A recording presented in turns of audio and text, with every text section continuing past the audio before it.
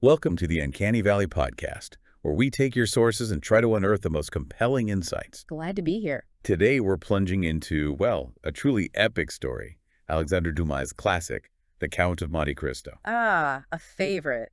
It's got everything, doesn't it? Betrayal, revenge, adventure. It really does.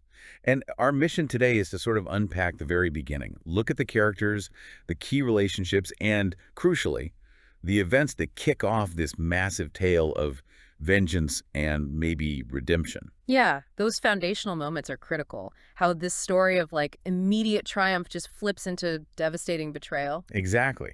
It sets the stage for this huge exploration of justice, spanning years and, well, continents. So get ready. The port of Marseille. Seeds of fortune and treachery. Okay, let's unpack this. Imagine a life that seems almost too perfect, just brimming with promise. That's kind of where Dumas introduces us to Edmond Dantès. Right. He's this young sailor, and everything seems to be going his way. Effortless good fortune, almost. So tell us about this dynamic young sailor on the Pharaon. What's Dumas telling us right from the start? Well, from the very first description, Dumas paints him as the picture of youthful excellence, almost like a hero from the start. Physically, he's described as a fine, tall, slim young fellow of 18 or 20 with black eyes and hair as dark as a raven's wing. Okay, so handsome, young. Yeah, but it's more than just looks. It's his whole bearing. His whole appearance bespoke that calmness and resolution peculiar to men accustomed from their cradle to contend with danger. So there's an inner strength there already, despite being young. Exactly. He's not just some kid. He's got this resilience, this quiet confidence. It's like he's already faced challenges, even at 18 or 20. He has this seasoned air, suggests he's capable. So not just physically capable, but mentally and emotionally strong, too. And it seems like people liked him. Oh, absolutely. The sources make it really clear he was beloved by the whole crew, which is, a big contrast to some others we meet pretty quickly. Establishing his popularity, his good character, it's crucial. It shows you his sort of pure starting point. And the context makes his standing even clearer.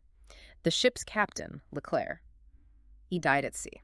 Right, that's why Dantès is bringing the ship in. Precisely. And the ship owner, Monsieur Morel, he's already decided. Dantès is getting promoted to captain.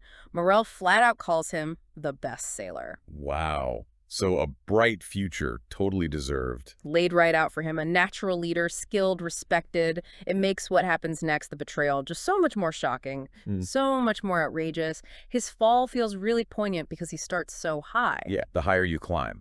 But as you said, the brighter the light, the darker the shadows. And this is where it gets really interesting, isn't it? Not everyone's cheering for Dantès' success. No, definitely not. And Dumas introduces the architects of his ruin almost immediately. First up is Danglars. The purser, right. Yeah, the responsible agent on board. But his description gives you a bad feeling right away, an unprepossessing countenance. Okay, not a good sign. And his personality, it's pure calculation. He's described as obsequious to his superiors, insolent to his subordinates, two-faced, which naturally meant he was disliked by the crew. He's basically the anti-Dantès. And his reaction to Dantès getting praised? Oh, it's instant, visible envy. Dumas writes, a cloud passed over Danglars' brow, right when Morel praises Dantès. It's brilliant, really. Just a small detail, but it shows you that internal resentment, that cold, calculating envy. It's like Dantès' success is a personal insult to them. Exactly. A threat to his own ambition. Dumas is showing how that kind of insecurity and unchecked ambition can just fester into this dangerous need to destroy what you can't have yourself. And it's not just about the job, is it? There's love involved, too, but a classic motivator for betrayal. Oh, absolutely. Enter Fernand. Dantès' rival for Mercedes' affection. He's described as a tall, strapping, black-eyed Catalan. Some texts mention a red sash, some don't, but the feeling you get is passionate, maybe violent, certainly possessive. He doesn't sound like the quiet type. Not at all. When he's talking about Mercedes, Dumas describes him with clenched teeth and expanded nostrils. That's pure simmering rage and jealousy right there. He's definitely not happy about Dantès. So you've got professional jealousy from Danglars, romantic jealousy from Fernand. Anyone else stirring the pot? Well, there's Caderousse, the innkeeper. Initially, he just seems like a bystander, maybe a bit of gossip, but he becomes this crucial witness, maybe a reluctant one, to these early flickers of malice. He's there, listening as the resentment starts to build. So he's kind of observing the storm gathering. Yeah, he's part of this toxic mix. Danglars is planting seeds, Fernand's fuming, and Caderousse is sort of there, watching, maybe adding a little fuel himself, maybe just swept along. So even before a real plot is hatched, Dumas is weaving these threads of resentment. Danglars asking those pointed questions about the stop at Elba. Yeah, seemingly innocent, right? Just curious. But loaded. And Fernand's obvious hatred for Dantès over Mercedes, it's like a powder keg waiting for a spark. Yeah. You almost feel the doom coming, don't you? You really do. It's not overt at first, but the groundwork is being laid. Dantès' sheer goodness and success almost act like a lightning rod, drawing out the worst in these other guys. A classic Dumas established the stakes, the players, their motives so clearly that the tragedy feels both unavoidable and deeply unfair. You know, this betrayal isn't random, it's personal. And right at the heart of this brewing storm, before it all collapses, there's this pure love story. Tell us about Mercedes. What's her role in all this? Mercedes is absolutely Dantès' anchor, his betrothed. And it's a point Dantès himself makes clear. When Marmarel casually calls her his mistress, Edmond corrects him quite seriously. She is not my mistress. She is my betrothed. So it's serious, a real commitment. Very serious. It elevates their relationship, reflects the importance of honor and commitment at the time, and her devotion to him. It's fierce, unwavering. She tells Fernand straight out, I love Edmond Dantès, and none but Edmond shall ever be my husband. No ambiguity there. That's pretty definitive. And her commitment, it feels deeper than just words, right? There's that almost prophetic line she says. There is. It's quite chilling, actually. She declares to Fernand, if he is dead, I shall die too. For her, it's not just dramatic talk. It speaks to this incredibly deep, almost spiritual connection she feels with Edmond. Wow. And Dumas shows her loyalty in other ways, too. He mentions her going to Morel frequently, impatiently asking that the Pharaoh's return. She's actively waiting, longing for him. It underlines how real and intense her love is. So portraying her this way as this symbol of true, loyal love, it just makes the tragedy even worse when he's arrested. Exactly. Her despair is immediate, devastating. That despairing cry from her pale lips, it's the start of her own long suffering. Her pure love is just the stark contrast to the plotting and hatred swirling around Edmond. The conspiracy unfolds, a web of lies. And just like that, the perfect picture shatters. We get to the critical moment, the trigger for everything, that stop at the island of Elba. Seems like just an errand, right? On the surface, yes. But it becomes the smark. It all comes down to Captain Leclerc's last instructions. A dying wish. What was it? He asked Dantès, on his deathbed, to deliver a small packet to Marshal Bertrand on Elba. Now, Marshal Bertrand, you have to remember, was one of Napoleon's most loyal generals. Followed him into exile there. Okay, so a politically sensitive errand, even if Dantès didn't know it. Exactly. For Dantès, it was just honoring his dying captain's wish, an act of duty, respect. He had no clue what was in the packet, no idea the political dynamite it contained. She's completely innocent, just trusting. But innocence is no defense against someone like Danglars, is it? He sees an opportunity. Instantly. Danglars is sharp, politically aware. He knows how dangerous any link to Elba, to Napoleon is right then. And he seizes on this. With Caderousse there, sort of his easily swayed audience, he frames Dantès. He pitches it as a joke to Caderousse. Let's write a little note, denouncing Dantès as a Bonapartist agent. A joke. But the source emphasizes how formidable such an accusation became in the period at which our story is dated. Right, because Napoleon had just escaped Elba, right? France was in turmoil. Precisely. This is 1815.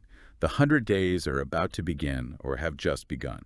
Any suspicion of Bonapartism, especially for someone like Villefort, the prosecutor we'll meet soon, a die-hard royalist, it's fatal. This wasn't just a prank, it was potentially lethal. And Fernand, he jumps right in. Oh yeah. Fueled by his jealousy, seeing his chance to get Dantès out of the way, he's the one who takes the crumpled paper, that false denunciation, and physically runs off to deliver it to the authorities. He's not just going along with it. He's an active, eager participant. He wants Dantès gone. So the plot is set in motion. Danglars' cunning, Fernand's hate. But what about Caderousse? You said he was reluctant. Does he have second thoughts when this joke gets real? He does, briefly. And it really highlights his weakness, his sort of spinelessness. He sees the immediate fallout, the anguish it causes, and he feels a pang of guilt. He realizes the trick you spoke of last night has been played. And he tries to speak up. He whispers to Danglars, you know, I cannot suffer a poor old man or an innocent girl to die of grief through your fault. I am determined to tell them all about it. It's this fleeting moment of decency. He sees the human cost. A flicker of conscience. But Danglars shuts him down fast, right? How does he do that? Oh, Danglars is a master manipulator. His response is immediate, cold and terrifyingly effective. He grabs Caderousse and basically says, "Be silent, you simpleton. Who knows if Dantès is innocent or guilty anyway, and if you defend him, everyone will think you're his accomplice." Playing on his fear. Exactly. Self-preservation. Caderousse's rapid instinct of selfishness just takes over. The moment of conscience is gone. He backs down. And the impact on Dantès' loved ones is immediate. Devastating. Mercedes lets out that despairing cry. His poor old father just collapses, sank into a chair. His world is destroyed in an instant. And Fernand, what does he do after delivering the letter? In a truly disgusting, hypocritical move, he swoops back in, positioning himself as the shoulder to cry on, the friend and protector of Mercedes, after being the one who sealed Dantès' fate. It's just sickening. Unbelievable. So Edmond's gone, his loved ones are shattered, and the conspirators are already covering their tracks or exploiting the situation. The magistrate's ambition, Villefort's secret. Okay, now the story shifts to the justice system, or rather, the man embodying it, Monsieur de Villefort. He's the deputy public prosecutor who interviews Dantès. What's our first impression of him? Well, he puts in a very grave air, the serious magistrate. But Dumas contrasts this immediately with his inner feelings, just moments before he had paradise in his heart, because he'd just gotten engaged. So there's this ambitious man enjoying his personal success. And his public image? Spotless. He's known as a faithful servant of the king, a rising star in the royalist government. He seems like the embodiment of respectable authority. And how does Dantès handle the interrogation? With complete honesty, which tragically works against him. He proudly denies knowing the letter's contents, explains it was just Captain Leclerc's last instructions. He pleads, "If you doubt me, question me. I will answer you." He still believes the truth will set him free. He trusts the system. Oh, poor guy. He has no idea who he's dealing with. Then comes the moment that changes everything for Villefort, the letter's addressee. Exactly. The bombshell. Villefort reads the address. In Noirtier, Rue Coqueron, number 13. And that name means something to him. Everything. Villefort visibly pales. He murmurs the name. The atmosphere just cracks. It goes from a routine interrogation to Villefort's personal nightmare in a split second. This is where it gets really messy, right? Villefort's personal life crashes into Dantès' fate because of this name. What's the secret? The secret is earth-shattering for Villefort. Noirtier is his own father. And worse, his father is a known, high-profile Bonapartist conspirator. Oh, wow. So the very crime Dantès is accused of Points directly to Villefort's own family. It would destroy his career, his engagement, everything he's built within the royalist government. His reaction is pure panic. He thinks, "Noirtier is the father of Villefort. I am lost." That's devastating. So he's trapped. Completely. And Dumas describes this as the first pangs of an unending torture, seizing his heart. He sees Dantès, the innocent man he's about to sacrifice, appearing pale and threatening in his mind's eye. It's not just ambition. It's this immediate, gut-wrenching moral compromise driven by terror. So he makes the choice right then and there. Protect himself, bury the evidence, even if it means destroying an innocent man. He does. Coldly. Calculatedly. His primary need is to stifle the secret Dantès had so nearly divulged. He burns the letter. He decides Dantès must disappear. To protect his reputation, his career, his entire future, he sacrifices Edmond. And he even twists the narrative further, doesn't he, to the king? Yes. He tells the king that General Quesnel, who was actually loyal, was killed in a Bonapartist plot, a complete lie, to cover his tracks and enhance his own standing as a vigilant royalist. He even recalls his father, Noirtier, having to quickly shave off his distinctive whiskers to avoid recognition, showing just how precarious their situation was. It reveals this deep, chilling, self-serving nature. He's willing to condemn an innocent man to a living hell to save himself. It's the ultimate betrayal by the very system meant to protect the innocent. The Château d'If, a living death. So, because of Villefort's ambition and fear, Dantès is shipped off. Not just to any prison, but to the Château d'If, a place of legend, really. What's his arrival like? Is it as grim as the reputation suggests? Oh, it's immediate horror. Dumas makes you feel it. The air changes instantly. It's no longer pure, but thick and mephitic. He was in prison. That sudden sensory shift, his cell, his chamber is just dreadful, grated and barred, almost underground, with bare and reeking walls that look like they've absorbed tears. Ugh, sounds awful.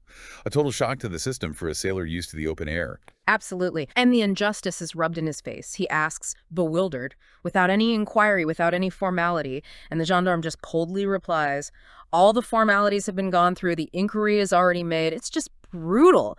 The door slams shut on justice. He's just swallowed whole by the system. Yeah. How does he react initially? This must have been completely shattering. Utter despair. He's so lost, so unjustly condemned that he actually tries to kill himself. He tries to jump into the sea surrounding the prison fortress. Really, he attempts suicide. Yeah, but they stop him. 4 guards grab him. Even that escape is denied. And the underjailer, this really grim character, just looks at him and says something chilling, like, he is almost mad now, and in another year he will be quite so. Oh, that's bleak. So they expect him to just waste away, lose his mind. That's the sentence, really, a living death. A slow descent into madness and oblivion. It's exactly what Villefort intended. But then something shifts. Amidst all this darkness and despair, a literal crack appears in the wall, and through it comes, well, salvation of a sort. An unexpected connection. Yes, this is the turning point. The moment Dantès' fate pivots from victim towards something else. He hears scratching, discovers another prisoner digging towards him. This is the Abbé Faria. The famous Abbé Faria. The jailers think he's crazy, right? Yeah, they dismiss him as crazy because he keeps talking about a hidden treasure and offering the government money for his release. But Dantès quickly realizes Faria is anything but mad. He's incredibly intelligent, ingenious, incredibly knowledgeable. What's his story? Why is he imprisoned? Well, his background is fascinating. He was Cardinal Spada's secretary, and he was arrested for political reasons. He wanted to help form a united kingdom of Italy, which was a pretty radical idea back then. So he's another political prisoner, a man of great intellect trapped by the system. So not just a fellow sufferer, but a potential mentor. How does he change Dantès? He transforms him completely. Faria doesn't just share his cell, he shares his mind. He educates Dantès systematically, teaches him mathematics, physics, history, and the 3 or 4 modern languages he speaks. It's like a university education in a dungeon. Wow. So Dantès goes from being an intuitive, capable sailor to a highly educated man. Exactly. Dumas writes, after about a year, Dantès was a new man. Faria gives him knowledge, but also philosophy, perspective. He talks about the very narrow limits of human knowledge, yet he himself knows so much and imparts it brilliantly in just scarcely 2 years. And he's resourceful too, right? Yeah. Making tools in prison. Incredibly resourceful. He makes pens from fish bones or a slender stick, ink from soot mixed with wine. Just amazing ingenuity. They even hatch this elaborate escape plan together, digging a tunnel between their cells, a level as they do in mines. Did they almost make it? Agonizingly close. The tension builds, but then tragedy strikes. Faria suffers another attack of his recurring illness, described as a suffusion of blood on the brain, basically a stroke. It leaves him increasingly paralyzed. Oh no! So the escape plan fails. It does, which is heartbreaking. But ironically, Faria's illness and eventual death are what ultimately give Dantès his unique, albeit terrifying, chance to escape. Before that, though, Faria gives Dantès something else, something even more valuable than education in a way. The key to unimaginable wealth. This is the Spada treasure, right? The source of Monte Cristo's power. Yes, the legendary treasure.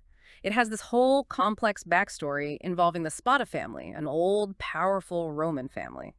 Faria, being a scholar, discovered a secret, invisible ink message within an old prayer book, a breviary belonging to the last Cardinal Spada. A secret message, like a treasure map. Sort of, but it was damaged, partly burned, so only fragments of lines were visible, a real puzzle. Faria spent years, many nights study, painstakingly piecing together these fragments using his knowledge of history and deduction. And he figured it out. He did. He deciphered the hidden meaning, revealing the location of this immense fortune, millions of Roman crowns, hidden in caves on the tiny deserted islet of Monte Cristo. It's a testament to his incredible intellect and sheer perseverance. Amazing. And why does he tell Dantès? Why trust him with such a secret? Well, over their years together, Faria came to see Dantès not just as a student, but as a son. He saw his inherent goodness, his sharp mind, his suffering. He felt Dantès was more deserving of the fortune than his own distant, possibly corrupt relatives. The will fragments hinted at it, buried in a place he knows, the caves of the small, possessed of ingots, gold, money. So he makes Dantès his heir. Essentially, yes. He passes on the secret, giving Dantès the means not just to survive, but to potentially reclaim his life. Or maybe enact justice. It's a profound act of trust, a transfer of knowledge and power that really sets the stage for the Count of Monte Cristo. The treasure isn't just wealth, it's the engine for everything that follows. Rebirth and the dawn of the Count. Faria's death is tragic, but as you said, it becomes Dantès' only path out. And the escape itself, it's harrowing. One of the most famous scenes in literature, isn't it? Absolutely iconic. And Utterly terrifying. Dantès realizes the prison's gruesome disposal method. They sew bodies into sacks, weigh them down, and just toss them into the sea. He comes up with this horrifyingly brilliant plan. He gets Faria's body out of the sack, gets in himself, and waits. Dumas describes it so vividly. He feels himself being lifted, carried, then flung headlong over the cliff. He plunges into the dark, cold water, a 36-pound cannonball tied to his feet, dragging him down. my God, that's claustrophobic just thinking about it. How does he survive? Pure desperation and quick thinking. As he's sinking, he somehow manages, by a desperate effort, to cut the rope around his legs with the knife he'd hidden. He shoots to the surface, gasping, truly reborn from the sea, but he has to dive again instantly to avoid being seen. Incredible will to live. Almost superhuman. Later, after surviving a storm, he's found clinging to wreckage, timber. It's not just an escape, it's a symbolic death of Edmond Dantès and the birth of something new, forged in the abyss. And he does survive. Against all odds, washed ashore, free but alone. How does he start to build this new identity? Well, luck plays a part, or maybe providence. He's picked up by a Genoese ship, Le Jeune Amélie. Turns out they're smugglers. Huh. Fitting, somehow. From prison to pirates, almost. Kind of.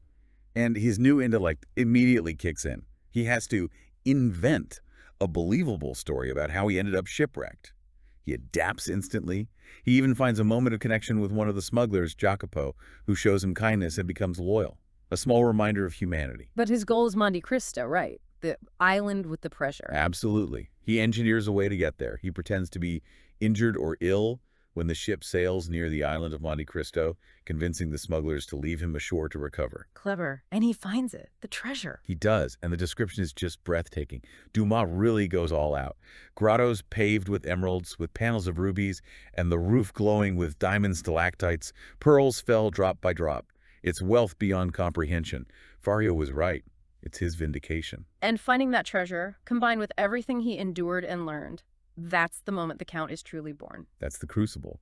The innocent Edmond Dantès is gone forever. He starts using aliases first, Sinbad the Sailor, which is wonderfully evocative of mystery and adventure. And wealth. Exactly. And then, more formally, he becomes the Count of Monte Cristo. But it's more than a title. It's a declaration of intent. He makes this chilling internal vow. Farewell kindness, humanity, and gratitude. Farewell to all the feelings that expand the heart. I have been heaven's substitute to recompense the good, now the god of vengeance. Wow, the god of vengeance. That's intense. It marks the complete transformation. He's no longer just a wronged man. He sees himself as this instrument, almost divine, tasked with balancing the scales, armed with immense wealth, knowledge, and this burning cold resolve. The game is about to begin. The architect of fate. Early manipulations. So, armed with this incredible fortune and a new identity, the Count starts his work. But interestingly, his first moves aren't directly against his enemies. He chooses to reward the good first, starting with Monsieur Morel. Yes, it shows a key aspect of his plan. It's not just about punishment, it's also about reward. Balancing the scales goes both ways. And Morel, his former boss, the kind ship owner, is in a terrible state. What happened to him? Just terrible luck, it seems. A long series of misfortunes. Lost ships, suffered from bankruptcies. He's on the brink of ruin. But crucially, his integrity is spotless. He's remained honorable to the last degree, paying every debt, even as it destroys him financially. A truly good man facing ruin. So the Count steps in. Discreetly, he appears disguised as a clerk from Thomson and French of Rome, and he displays this almost uncanny knowledge of Morel's exact financial situation, all his debts. He performs this act of grace, seemingly extending Morel's credit, renewing bills until a specific date, September 5th, giving him 3 months breathing room. Buying him time. But that alone won't save him, will it? No, but it sets the stage for the miracle. On that exact date, September 5th, just as Morel, in utter despair, is about to take his own life to protect his family's honor, Oh my God. the Pharaon, his lost ship, sails back into port. Not the old wreck, but a perfect replica, with a new captain, fully loaded with cargo. And inside Morel's office, there's a purse. It contains all his canceled debt notes, a huge diamond for his daughter's dowry, and a roll of banknotes. Unbelievable. A complete rescue. Morel is overwhelmed. He believes it's a literal miracle of heaven. He has no idea it was orchestrated by the man he once employed, now acting as this benevolent, godlike figure. It's the Count's first grand demonstration of his power, his ability to manipulate fate, and his enduring gratitude. It establishes him as someone who can bring about ruin, yes, but also salvation. Okay, so he rewards the good. Then he starts weaving his web elsewhere. We see him next in Rome during Carnival. Why Rome? Why Carnival? Rome provides this perfect, chaotic, theatrical backdrop for him to make an entrance into the world of his enemy's children. It's flamboyant, mysterious. He encounters two young Frenchmen there, Franz d'Epinay and, significantly, Albert de Morcerf. Morcerf, as in? As in the son of Fernand Mondego, who now calls himself the Count de Morcerf. Yes. The next generation. The plot thickens. And how does he impress them? Or manipulate them? He uses the environment. Rome, at carnival time, was known for bandits. The conversation turns to this famous bandit chief, Luigi Vampa, who's described as legendary, making other famous bandits look like mere children. Setting up Vampa as a powerful figure. Exactly. And then, almost inevitably, the impulsive Albert gets himself kidnapped by Vampa's gang during the festivities. Convenient. Very. It puts Albert directly in the Count's debt, as Monte Cristo is the only one who seems to have influence over Vampa and can secure his release. And then there's that public execution scene too, right? He flexes his muscles. Oh, absolutely. It's pure theater. In the Piazza del Popolo, two men are set for execution, Andrea Rondolo and Peppino. Right before everyone's eyes, the Count, seemingly through his connection with Vampa, arranges for Peppino to be pardoned and escape the scaffold at the last second. What a display in front of Franz and Albert. Exactly. It's designed to astound them. It cements his image as this figure of immense wealth. His colossal fortune is already apparent, but also of mysterious power, deep connections, someone who operates outside normal laws, even commanding feared bandits. Vampa isn't just some thug. The Count seems to understand and navigate this whole underworld code. Yeah. It's all part of establishing his mystique before he arrives in Paris to truly begin his work. The seeds of ruin. Paris in the past, haunting the present. So the Count arrives in Paris, ready to engage his enemies directly, and one of his first moves is buying a specific house in Auteuil. This isn't just about real estate, is it? It feels targeted. Oh, it's deeply targeted, utterly strategic. It hits Villefort right where he's most vulnerable, his hidden past. The house is at Rue de la Fontaine, number 28. And the moment his steward, Bertuccio, sees it, he has this extreme reaction. Sweating, distressed. Bertuccio? Who is he? He's the Count's loyal Corsican steward, and he has a history with this house and with Villefort, a very dark history. What happened there? Bertuccio confesses this shocking story to the Count. Years ago, he had sought revenge against Villefort at this very house, believing Villefort was responsible for his brother's unjust death. He hid in the garden, planning to kill Villefort. Okay. And while hiding, he witnessed something horrific. He saw Villefort meeting a pregnant woman. We later learn it's Madame Danglars. And then, after the baby was born, Bertuccio watched in horror as Villefort took the newborn, put it in a box, and proceeded to bury it alive in the garden. What? Burying it alive? That's monstrous. Utterly monstrous. An act of infanticide to conceal his affair and protect his reputation. Bertuccio, enraged and believing he was witnessing a murder, leaped out and stabbed Villefort, leaving him for dead, before rescuing the baby and fleeing. So Villefort survived the stabbing, obviously, but this house, it's the actual site of this horrific crime. Exactly. It's the literal location of one of Villefort's deepest, darkest, unpunished crimes. By buying it, the Count doesn't just own bricks and mortar. He owns the physical evidence, the anchor point of Villefort's guilt. And the Count's reaction when Bertuccio tells him all this? Calm, knowing. He likely knew the story already, or much of it. His calm demeanor as Bertuccio pours out this traumatic confession just shows his control. He now possesses this devastating secret, this tangible link to Villefort's past depravity. The house becomes a weapon, a constant psychological torment for Villefort. So he's got a Villefort secret. How does he start working on Danglars? It seems more subtle at first, playing on his pride. Yes, with Danglars, it's initially about psychological warfare, undermining his arrogance, particularly his financial pride. Dumas paints Danglars as this cold fish, right? The man with inkstand in place of a heart where everything was multiplication or subtraction. Life is just numbers to him. A heartless calculator. Pretty much. Yeah. So the Count targets this aspect. There's this incident with a beautiful pair of dappled grays, magnificent horses the Count owns. Danglars, driven by status and wanting to outdo everyone, sees them and has to have them. He buys them from the Count for a huge sum. Thinking he's gotten one over on the Count, probably. Or at least matched his status. Exactly. It's a status symbol.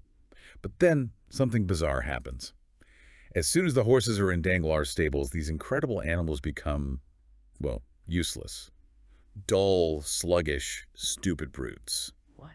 How? Dumas doesn't explicitly say how, which adds to the Count's mystique. Is it poison? Some subtle manipulation? Or just the Count's almost supernatural influence? It's unclear, but the effect is startling. And this leads to an accident. It does. Madame de Villefort is driving in a carriage pulled by these now sluggish horses. They bolt, there's an accident, and she has a marvelous escape, partly thanks to the Count's intervention, conveniently nearby. Conveniently. Right. So it's multi-layered. It humiliates Danglars' pride, costs him money, shows the Count's almost mystical ability to affect things, and it puts Madame de Villefort in the Count's debt. It's a subtle warning shot at Danglars, hinting that his world of numbers isn't as secure as he thinks, and it connects the misfortunes of his enemies in ways they can't yet fathom, all orchestrated by the Count. The price of vengeance. A cascade of misfortune. Things take a much darker turn now, especially in the Villefort household. That calm facade, already shaky, just starts to disintegrate under this wave of mysterious deaths. It really becomes like a chilling domestic thriller. It really does. The atmosphere becomes thick with suspicion and fear. First, Valentine's maternal grandparents, the Marquis and Madame de Saint-Méran, die suddenly while visiting. Then Barrois, Noirtier's devoted elderly servant, collapses and dies. All very sudden, very suspicious. Extremely. And the family doctor, d'Avrigny, he's sharp. He suspects poison almost immediately. He makes this observation, grief may kill, although it rarely does. And never in a day, never in an hour, never in 10 minutes. He knows this isn't natural. So poison is definitely suspected. And the family dynamics are already tense, right? Especially around Valentine. Very tense. Valentine is caught in the middle. She's deeply in love with Maximilien Morel, son of the good Emerald the Count helped. But she's being forced by her father, Villefort, to marry Franz d'Épinay. The same Franz who was in Rome with Albert. The very same. And her grandfather, the paralyzed but still sharp-witted Noirtier, absolutely forbids this marriage. Why? Because he was the one who killed Franz's father in a political duel years ago. Whoa. Okay, that's complicated. Right. And Noirtier uses his will as a weapon. He changes it so that if Valentine marries Franz against his wishes, Villefort gets nothing. All the vast Saint-Méran fortune goes solely to Valentine. Making Valentine the sole heiress and a target. Precisely. And this is where the truly horrifying truth emerges. The poisoner isn't some outsider. It's Madame de Villefort, Villefort's second wife. His wife. Why? Pure, cold-blooded greed. She wants the inheritance for her own young son, Edward. So she starts systematically eliminating anyone who stands between Edward and the fortune.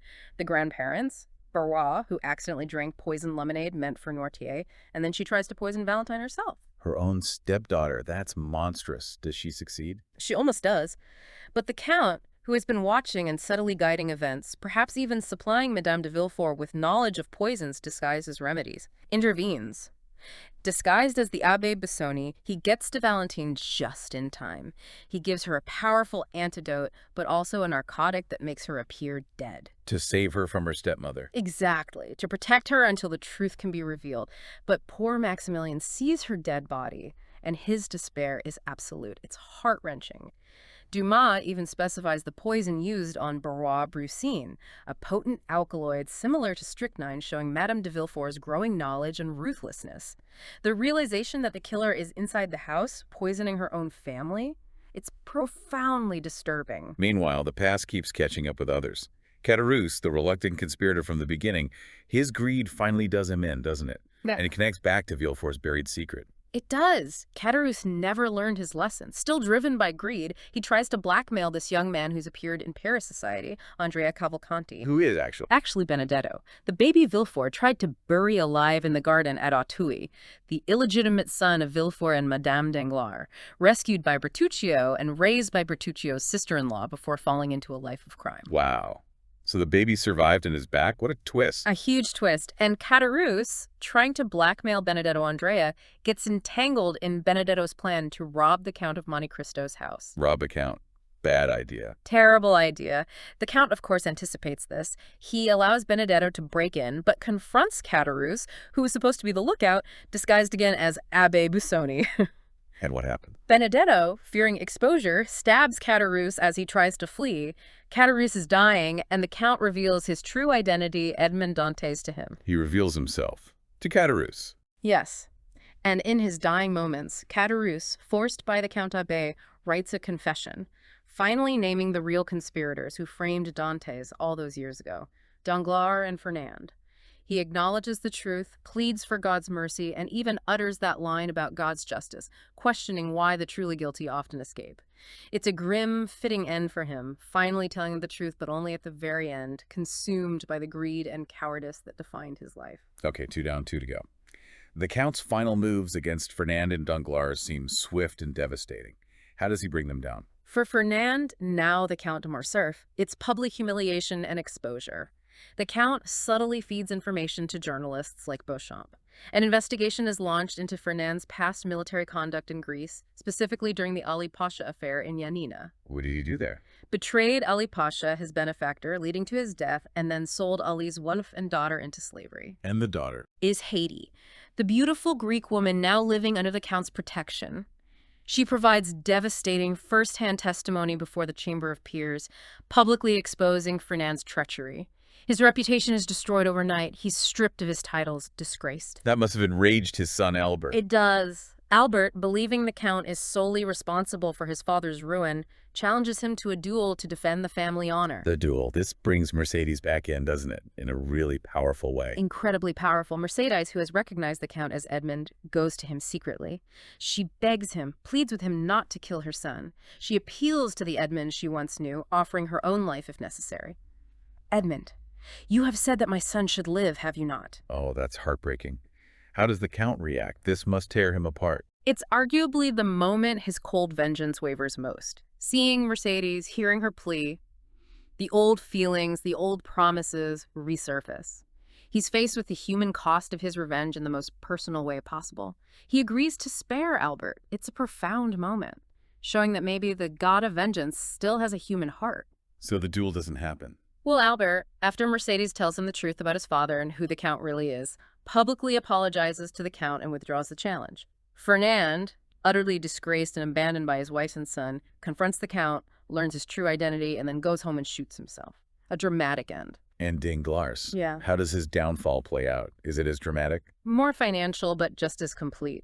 The Count uses his vast fortune and influence to systematically destroy Danglars financially. He manipulates stocks, calls in loans, exploits Danglars' greed, basically bankrupts him, drains his entire fortune, those $5 million. So Danglars loses everything. Everything. He tries to flee the country with stolen hospital funds, but the Count arranges for him to be captured by Luigi Vampa's bandits in Italy. Vampa again? Yes. And Vampa, following the Count's instructions, doesn't kill Danglars. He torments him.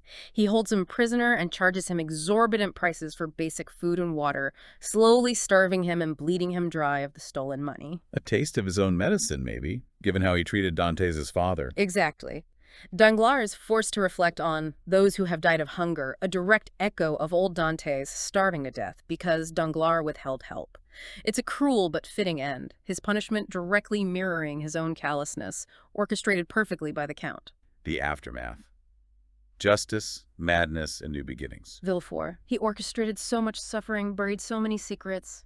What's his final fate? It sounds like he doesn't get prison, but something worse. Far worse, in many ways.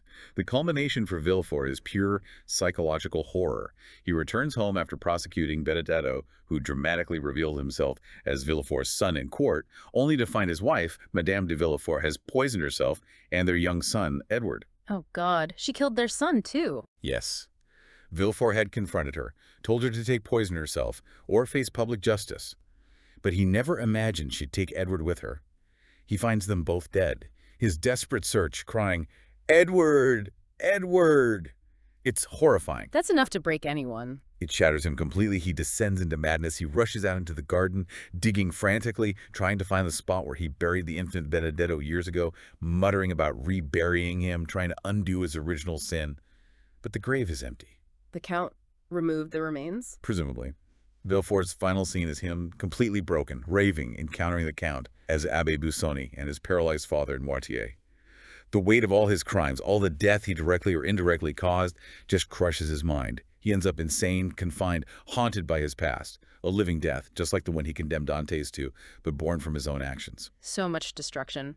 But amidst all this ruin, the Count does ensure happiness for the innocent, right? He keeps his promise to reward the good, especially for the Morel family. Yes, that's the crucial other side of the coin. Valentine, saved from the brink of death, is revealed to be alive. She's reunited with Maximilian Morel, the man she loves. Their future is secured. And the Morel family fortune? Completely restored. The Count makes sure of it. He leaves a huge sum, 500,000 francs, specifically for Maximilian, fulfilling his debt of gratitude to Maximilian's father, Pierre Morel, who showed him kindness all those years ago. It's a beautiful moment of restoration and hope. And Haiti, what becomes of her? Haiti, who has loved the Count devotedly throughout, finds her own justice in Fernand's downfall. She remains with the Count, a source of solace and genuine affection for him. She tells him, "My miseries recall to me the remembrance of your goodness." Her love offers him a path away from vengeance. He ensures the virtuous not only survive, but thrive. So what about the Count himself? The architect of fate, the god of vengeance. He's achieved his goals, his enemies are punished, the good rewarded. What happens to him? What does this whole quest cost him? That's the big question, isn't it? He's undeniably changed. He's not just the cold avenger anymore. We see his internal conflict, especially after Mercedes's plea. That glimpse of mercy of the old Edmond. He even admits he feels like he's from another world, a planet called grief, acknowledging the immense toll this has taken on his soul. Does he find peace? He returns to the Château d'If one last time, confronts his past, the ghost of his suffering, remembers Faria's lessons. It seems like a way of closing that chapter, maybe finding some measure of acceptance. He reflects on what he's done, on justice. It seems so. His final thoughts touch on justice, forgiveness, the limits of human power and knowledge. He's wrestled with being this instrument of fate, and perhaps realizes the burden is too great, or that true life lies beyond it. So where does he go? She leaves France, sails away with Haiti. It suggests a future, perhaps not of overt happiness, but maybe of quiet companionship, moving beyond the all-consuming fire of vengeance. He leaves behind this legacy of destruction, yes, but also of restoration. He's balanced the scales, but the act itself has profoundly reshaped him. And as we wrap up this look at Dumas' incredible story, it really makes you think, doesn't it? What is justice, really? Is it just settling scores? Or does it require something more, a change in the person seeking it? And can a life defined by seeking revenge ever truly find peace? The Count's journey is just fascinating that way. It forces you to ask those questions. Did wielding that power ultimately elevate him or diminish him in some way? What does it truly take to escape the shadows of the past, especially when you've spent so long living in them? Plenty to ponder there. Thank you for joining us on the Uncanny Valley podcast. We hope this exploration of the beginnings of Monte Cristo gives you a lot to chew on.